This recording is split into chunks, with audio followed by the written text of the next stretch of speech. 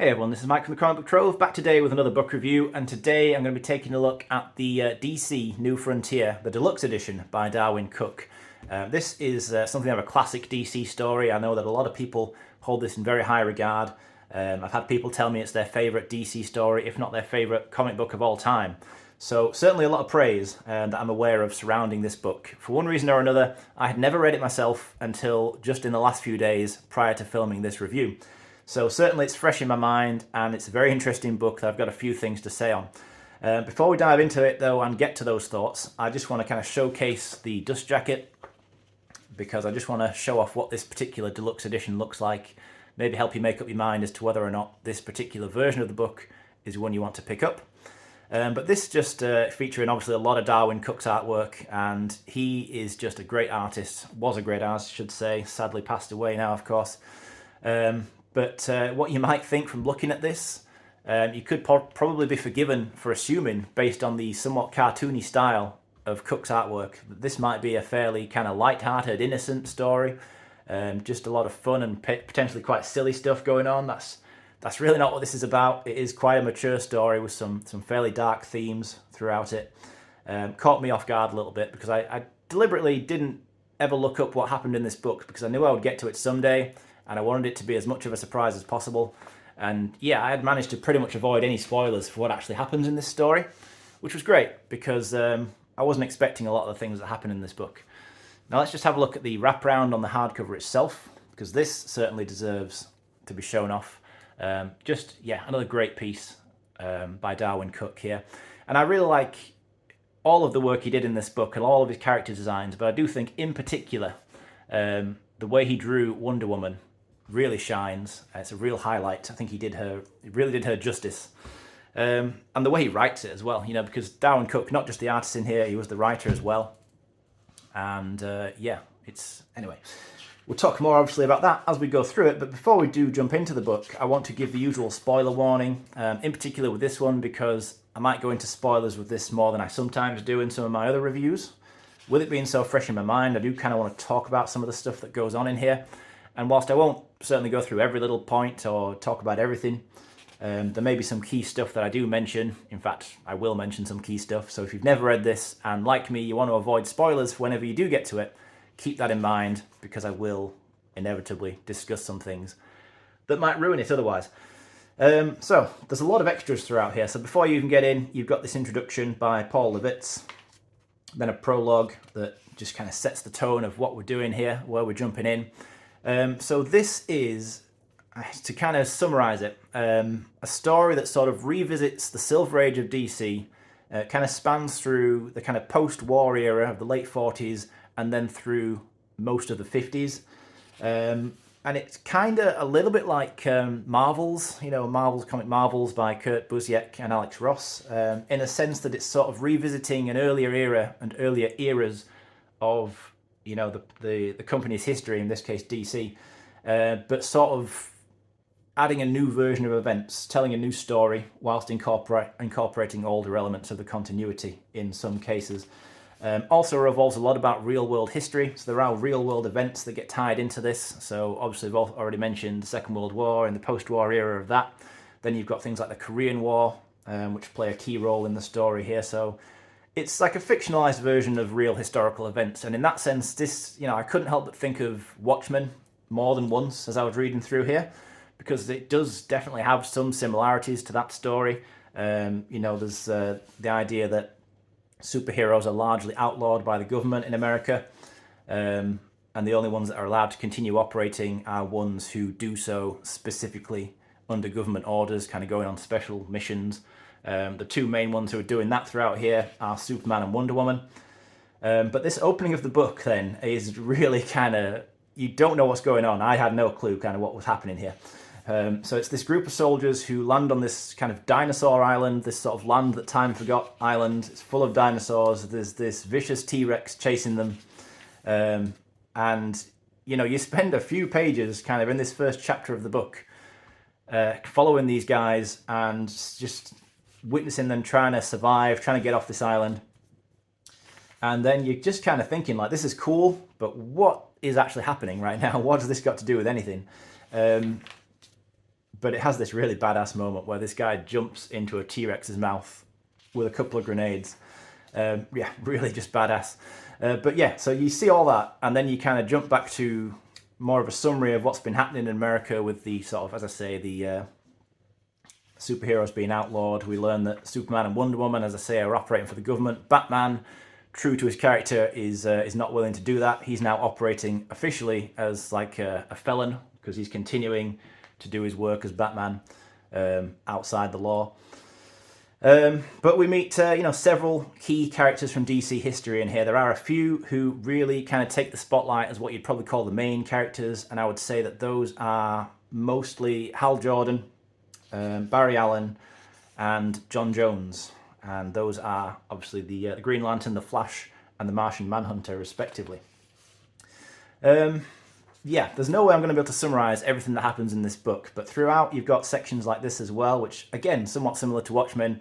You have like these kind of newspaper articles or extracts of articles and things like that sort of tell bits of the story in a slightly different way to a conventional comic. But a key difference between this and Watchmen is that Watchmen is a very kind of dark and somewhat disturbing story. Really kind of dealing with sort of themes of hopelessness and futility in the eyes of nuclear war and that kind of thing. But this ultimately ends up being a much more optimistic story. And I think by the end of it, I think it's a book of two really distinctive halves. The first half is really kind of all about, struggles in the face of the Cold War, the kind of arms race. The space race plays a key part in here as well. But in the second half of the book, and especially towards the end, it really builds up towards a very kind of hopeful message, and I do really like how this book ends. So Superman and Wonder Woman, as we say, they're doing government missions. Wonder Woman, though, I love how Cooke presents her in this book. In fact, it may be one of my favourite Wonder Woman depictions that I've personally read, because it starts out where she's working for the government with Superman, and you're thinking, okay, so it's going to be like this, is it? But she ultimately decides she can't keep going along with that. She, decides she needs to be a hero. She needs to stay true to her own kind of convictions. And she breaks away from it. She starts telling Superman he should do the same. Just doing what you're told by the government and letting them decide what's right and what's wrong shouldn't be how it is. You should be willing to stand up for people who need to be protected and helped and all that kind of stuff. Wonder Woman is really, really a great character in here. So a little bit of a shame she's maybe not in it a bit more, because she's in it enough, but as I say, I was really enjoying the scenes with her when she was in the story. Just a really well written character in here. Cooke did a great job with her. Does a really great job with Martian Manhunter as well. He goes by the name John Jones in here, and this is really quite funny what he does. He lands on Earth and quickly has to sort of settle in. And the way he does that, he starts watching TV, and he gets particularly interested in kind of old kind of cop TV shows, like crime noir shows, and he takes on the persona of a detective who speaks in this kind of really cheesy way because he's basing himself on like old TV shows. But yeah, so he becomes part of the GCPD, starts genuinely liking life on Earth, liking people, but he's also got this fear that if anyone finds out who he is, what he is, that won't work out well for him. The Flash and Green Lantern then. So throughout this story, we see Barry Allen and Hal Jordan kind of gain their powers and start to, use them to do heroic things for the first time. Hal Jordan in particular, really liked how he was written in here. He features very prominently throughout this book. When we first meet him, he's a pilot fighting in the Korean War. He's made a specific stance to be a pacifist. He refuses to kill anybody, which he kind of gets sort of mocked a lot by some of his, his colleagues in the army. It gets him a bit of a negative reputation, really, as being a kind of weakling who's not willing to do what it takes. But ultimately, he's just doing what he believes in. And we see him kind of trying to get by through life. He joins Carol Ferris, obviously another key kind of Green Lantern character from back in the day. And he starts doing these missions, and ultimately, he gets the Green Lantern ring and becomes Green Lantern. So the main story, though, that's going on through here, although, again, for a while, this doesn't really make itself known, or at least only in the subtlest ways, but what ultimately ends up happening, and what this is all building towards, is the formation of the Justice League. And the way that it kind of forms, it all goes back to this dinosaur island from the beginning. And I loved how this eventually started to tie back in, because when you first read that opening section, as I say, you're thinking, what is going on here? And then for a little while, that kind of falls by the wayside, and you almost forget about it. But then it starts to come up again in these, in the investigation that the Martian Manhunter's doing, and then Batman gets in on it as well, trying to draw links between all these different people who are referring to these dinosaur creatures. And it turns out it's been something that has been around a long time, and all these different kind of writers and artists and things throughout history have told stories about this menacing creature that seems to have something to do with that dinosaur island. And then the dinosaurs start kind of venturing away from the island and coming to like the mainland US, coming to Florida and New York and California. I can't remember exactly where, but yeah, it starts to become an obvious problem, and then it starts to become the case that they identify the main threat as something that's just called the center. And you don't really know what that is, but it's got some kind of telepathic abilities. It starts kind of affecting just people's mood, and ultimately it turns out to be a giant like creature. This is a simplified version of the story. As I'm flicking through this book, I'm well aware that there are a lot of finer details that I'm having to skim over here, because to talk about all this in complete detail and really do it justice would be a very long video. But needless to say that I just really liked how this all built up towards this really kind of hugely dramatic conclusion. And then the actual way that it's all handled in the end as well, which we start to see here. So, for example, Paradise Island, Themyscira, we're seeing Wonder Woman training with other Amazons, and she sees this thing coming. Obviously, we don't see it ourselves, but by this point in the story, something is up. And yeah, there's a great scene here, by the way. This is one of those kind of little, almost throwaway scenes that is over and done within a couple of pages, but this is a really good example, actually, of just how brilliantly I think Darwyn Cooke wrote this. So this is Barry Allen and his girlfriend Iris West, and he's seeing on TV kind of what's going on. There's some big issue, and he is trying not to do the superhero thing at this point, because technically he's not allowed to do it. He doesn't want to put himself, and more importantly her, in danger if he gets caught. But she comes in, basically tells him that she already knows he's the Flash, she loves him, and she knows he needs to do what's right and go and help them out. It's just a great example of how Darwyn Cooke handles kind of character work, that kind of personal aspect of writing characters and relationships. He does a great job of that in here with, not just them, but other characters as well. And then, Hal Jordan, who at this point has a similar moment with Carol Ferris. But what runs through this is that, as I say, that feeling of hope as you're running through here. Like, you feel like, despite the odds, the good guys are going to succeed in here. Whereas in a book like Watchmen, which I've already referenced, you don't really feel that, because that's a book that's full of kind of darkness and hopelessness and misery. This is not really like that, despite a similar kind of world-threatening creature that's ultimately here. This kind of menace that threatens humanity as we know it. You do feel that, the stakes are high, but you just, I don't know, it's just a sense that you get throughout here that the good guys are obviously going to win in the end. You don't know how, and you don't know that it's going to be easy, but this great section, as you build towards the end as well. I hope some of this is making sense. I feel like I'm just kind of ranting and fanboying over it a little bit. But, pages like this where everybody's uniting, and a lot of these characters have had a lot of disagreements and tension between them, but in the end, the way that everyone starts coming together, and even Martian Manhunter, who's spent so much of the story just afraid to be discovered, in the end, he comes out in front of all these people and starts showing off his true form. It's just so great. I read through this so quickly once I was getting to this section of the story, because I was just completely hooked, fully immersed in the struggle of these characters, and really, kind of cheering them on almost, wanting to see them win, feeling like they would win. And yeah, in the end, they fight this absolutely massive creature. It's something, I think they say it's like, it turns out that the dinosaur island was the creature, basically. And that's just like the tip of its surface, and it floats up and it starts floating towards the US. They do this just really great plan. I won't spoil exactly what the plan is as to how they deal with it, but I kind of loved all the components of it.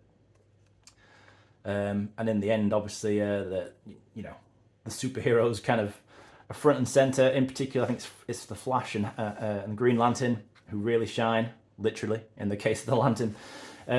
Yeah, and then you get this final kind of epilogue, really great, where it uses the New Frontier speech by JFK, and sets it against all these panels of the newly formed Justice League, and this kind of sort of late 50s, early 60s era of actual DC comic, because it talks about these new heroes who are emerging in this new hopeful time, ready to take on new challenges, and about how it won't be easy. There's going to be villains, there's going to be obstacles and things along the way.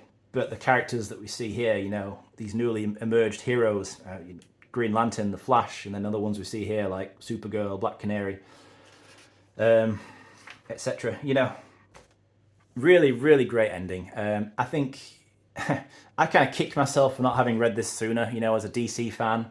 I got a lot out of this, a lot of enjoyment. I think the more you know about kind of DC as a whole, probably the more you'll enjoy this. But that being said, you don't need to be super familiar with the actual Silver Age of DC, I don't think, to really grasp what's going on here. I have not read a huge amount of Silver Age DC myself. I just have, more so general knowledge of a lot of that era. But I really enjoyed this. I thought it was great.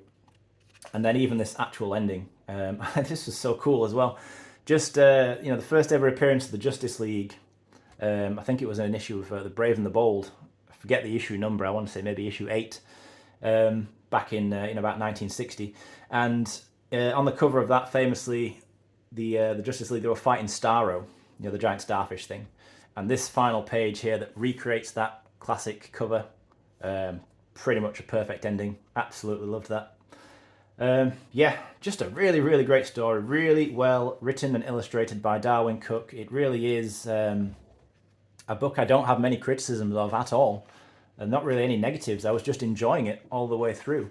The extras section as well in the back is very good, very substantial, with a lot of really genuine, interesting things. So you start off with some of these kind of cover galleries, different characters from the different issues. This was technically a 6-issue miniseries,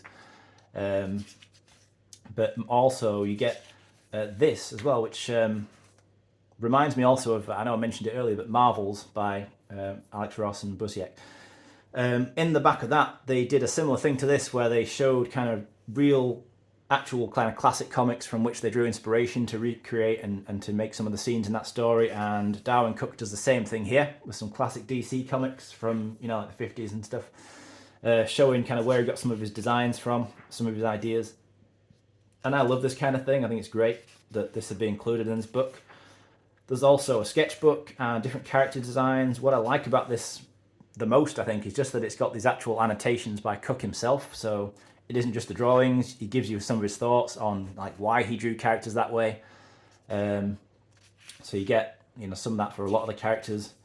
Didn't even really touch on this character here, John Henry, but that was that's a great part of the story as well. One of the darker elements of it as well, really quite mature. Deals with racism and the Ku Klux Klan and. That's a whole other aspect of the story I didn't cover going through it, but yeah, needless to say, there's a lot going on in this book. It all kind of ties together really well, and just ends up in these heroes kind of acknowledging that things are not perfect and that there's work to be done, and that they are willing to stand up for people who deserve to be protected and helped.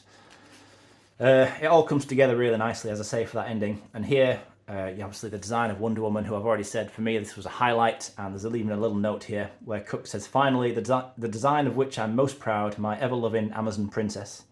And I'd read all the story before I read this bit, but then I read that note from him and I thought it all made sense, because as I was going through it, it seemed clear to me that he had a real kind of love of drawing her in particular. And he obviously did a great job of it, as I've already said. But yeah, more stuff in here, even like these action figures based on Cooke's artwork and designs. There's a couple of extra stories as well that are in the back of this. This Justice League, I think it was a special. It's got it's almost like deleted scenes, like extra scenes from the story that didn't make it in. For example, there's a point in the actual main story where Batman and Superman reference a fight that they had and how they made it look like Superman lost, so they could make Batman kind of appear more mysterious and kind of keep the government off his back. If they thought that maybe even Superman couldn't stop him, they'd leave him alone. And this kind of shows you what that actually involved. So this is really cool. So it starts off as a Batman-Superman fight, you know, and then shows you ultimately how they sort of faked it and pulled that off.